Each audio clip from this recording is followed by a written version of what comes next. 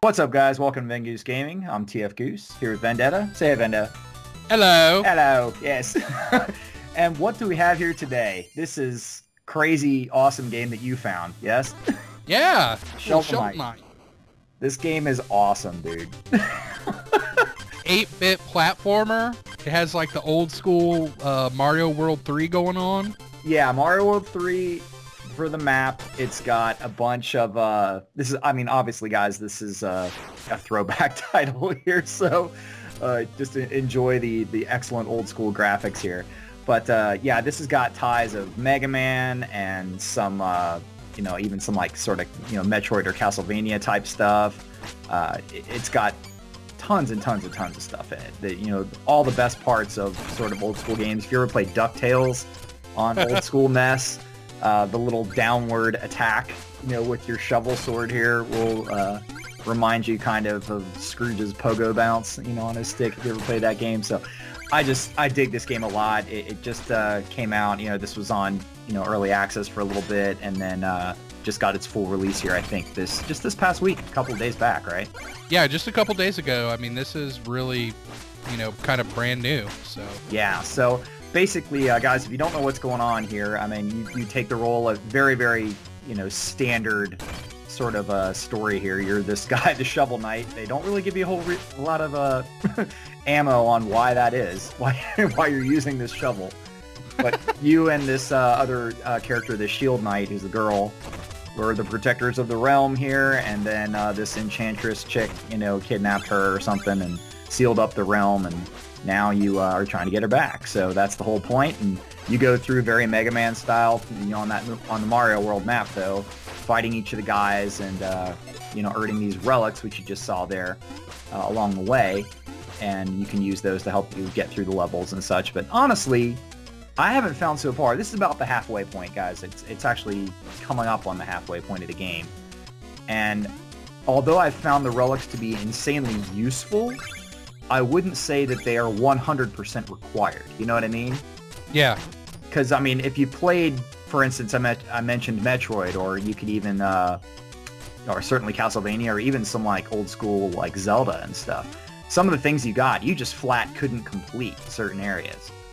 Right, yeah, they were prerequisites. Like, I don't even remember what Metroid this was, but you had to get, like, the freeze gun in order to, like, freeze the door to open it, like... Yeah, stuff like that. Or, you know, or you need the morph ball to, like, be able to go under, you know, a certain way. And, you know, and so there's certainly areas that you can't reach very easily or even at all if you don't... Gosh, I'm having such a horrible time with this guy. Yeah.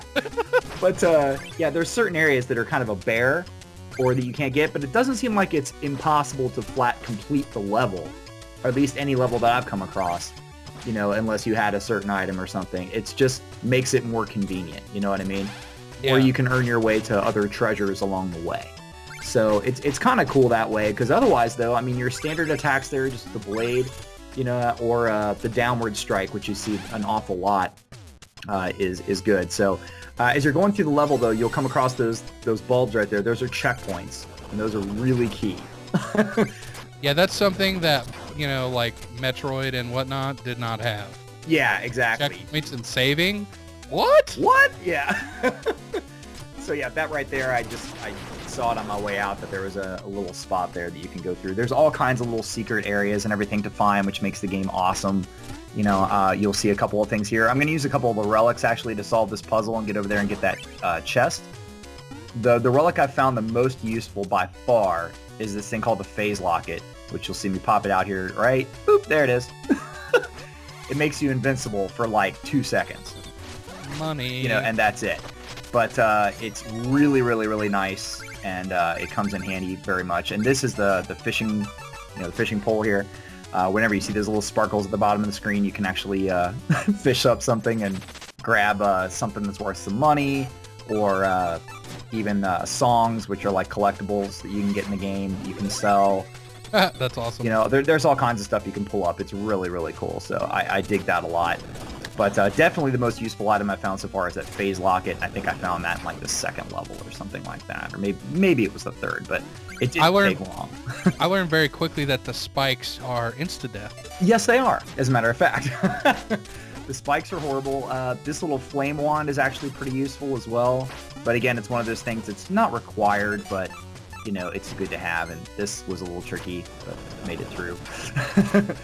I will say, actually, as far as like maybe a tip I can certainly give to you and any of our viewers here is when you first get to a town area, which happens really fast, there's these guys in this basement area, and they sell these chalices, you know, and if you buy both of the chalices, then you can actually visit this area called the Troop Forest, which is like, it's on the main map there. I'll point it out here maybe at the end.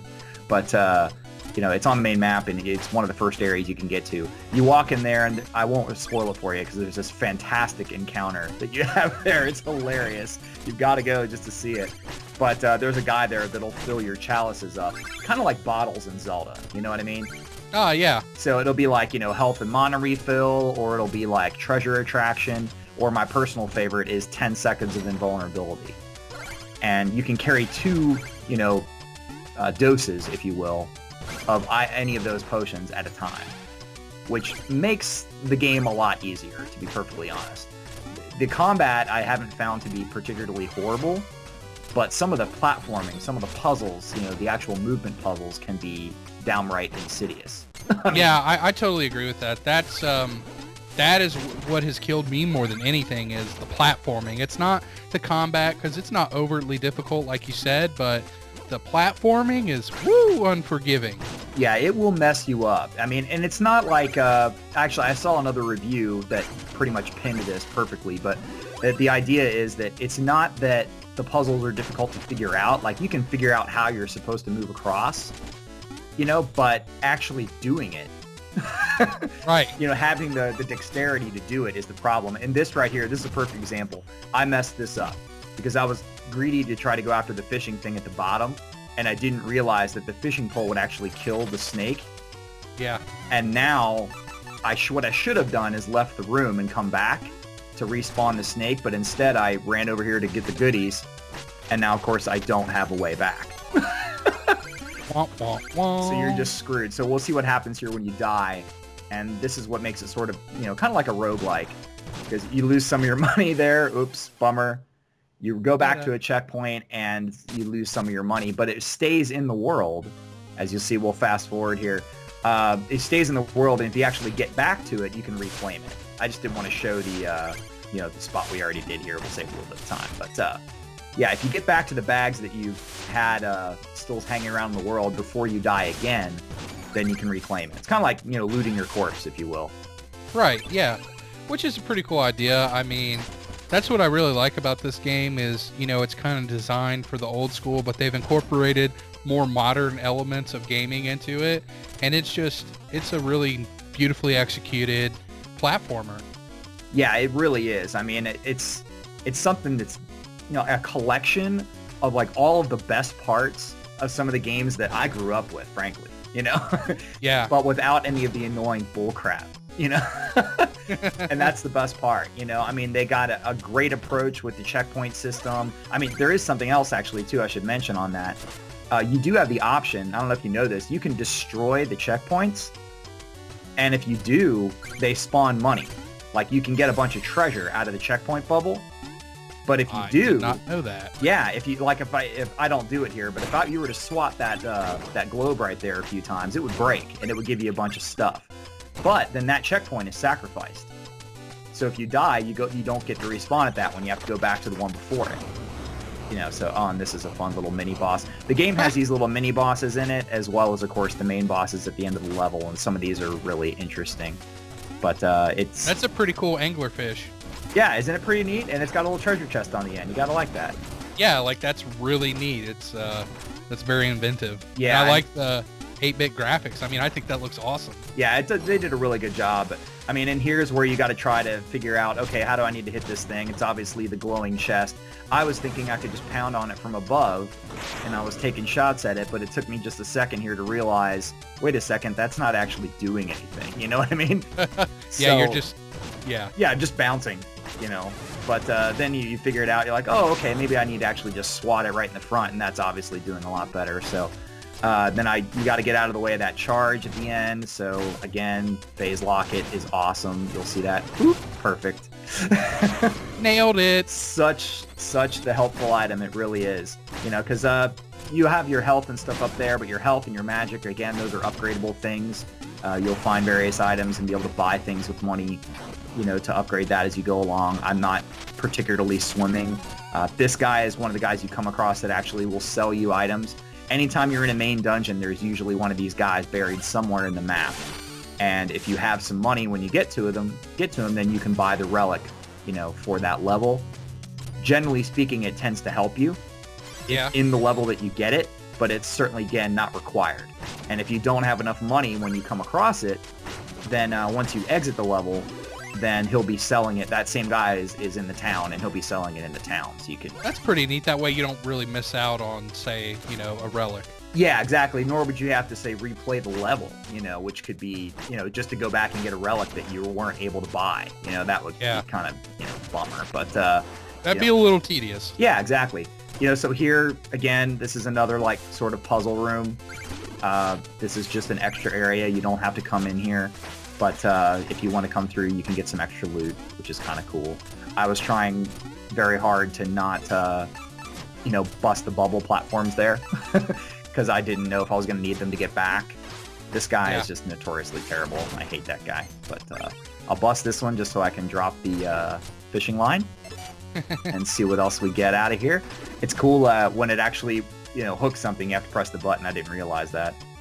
The first couple times I did it, it was just like, you know, it does the little exclamation point, and then he just pulled up a line like, what? I thought I caught something, but no. That's awesome. Yeah, so I like this though, because again, if you keep your eyes open in every level, there's these sort of discolored areas that are very, very obviously, you know, something you can destroy. That'll open up a new path. But if you miss it, it's not horrid. You know, it's just extra stuff that helps you go. Here I was convinced maybe I could get some of that loot if I killed him, but no, it just fell. All the way to the bottom. Yeah, I'm notoriously greedy on this. I've determined. Like I don't like leaving anything. If there's any little bit of something, then I really want it, like really bad. So it's important that I get everything. So, out of curiosity, were you playing this with controller or mouse and keyboard? Absolutely playing this with a gamepad. You can do it with the keyboard. You know, and this is obviously, I got this off Steam, guys. This is $15 on Steam by Yacht Club Games. Very, very cool. Check it out. But it is available to play with the mouse and keyboard if you want. But I highly recommend the gamepad. I mean, it's just so much nicer. So if you don't have a little USB gamepad or something like that, go out and snag one. Those of you guys that have an Xbox, you know, plug your Xbox controller into your PC and, you know, play with it. It's much better. Yeah, I can definitely attest to that, guys. I tried playing this with mouse and keyboard, and while I was okay with, like, say, Rogue Legacy, this game was not quite as forgiving. Yeah, Rogue Legacy is more... it's actually the combat, I think, in Rogue Legacy that's more of, you know, the challenge. Yeah. And in this, it's the movement, the actual platforming, as they say. So it's much nicer to actually have good, solid controls. This guy messes me up, if I recall correctly. This guy's just a nightmare. Oh, God. Yeah, these guys are horrible, and I just had no timing when I was fighting him. It was really bad. You're feeling really bad right here. Yeah. The armor that I'm wearing is, you know, not any special protection. It just makes it so I drop half as much money when I die. You know, so that's it. There are some other armors. I haven't unlocked them yet. They cost a lot of money. It's probably what I'm going to be doing with the booty that I made from this level. So, but yeah, it's definitely something. Again, though, yeah, the control scheme, I would definitely go with a controller. If you like, it's actually also available on 3DS and Wii U. Oh, so those of you who have that, yeah.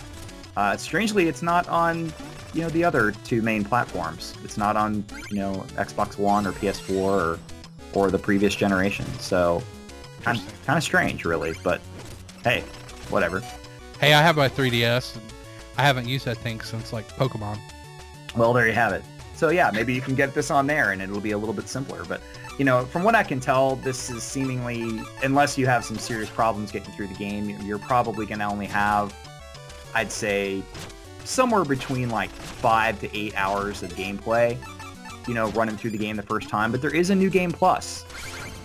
You know, I'm a big fan of that. Yeah, big fan of New Game Plus. You know, again, just kind of like Rogue Legacy, where, you know, you've got something to shoot for after you're done, you know, and it makes the game, you know, have some replay value, which is kind of cool. So I haven't obviously got there yet, but I'm looking forward to it. I'm going to play it some more here probably this weekend and see if I can go ahead and knock the game out.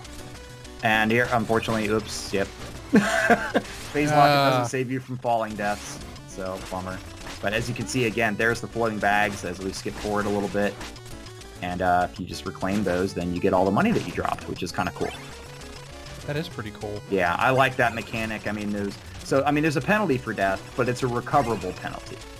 Yeah, you know, it's really easy to die, but I like that they don't make it absolutely terrible, as in, you know, some of the previous platformers, because, you know, they're unforgiving, 1, and 2, death was usually permanent. Yeah, exactly. Yeah, this is a little bit different take, and I know the developers spent some time trying to get a nice balance, you know, between difficulty and, you know, frustration. You know, you don't want the game to be frustratingly difficult to the point where people just put it down because they can't stand it anymore. Yeah, that's not fun. Exactly. So you got to have something that's challenging, but also something that's rewarding, you know, and makes it so people don't want to just put the game down because they're so sick of it. Look at that chest. Boom!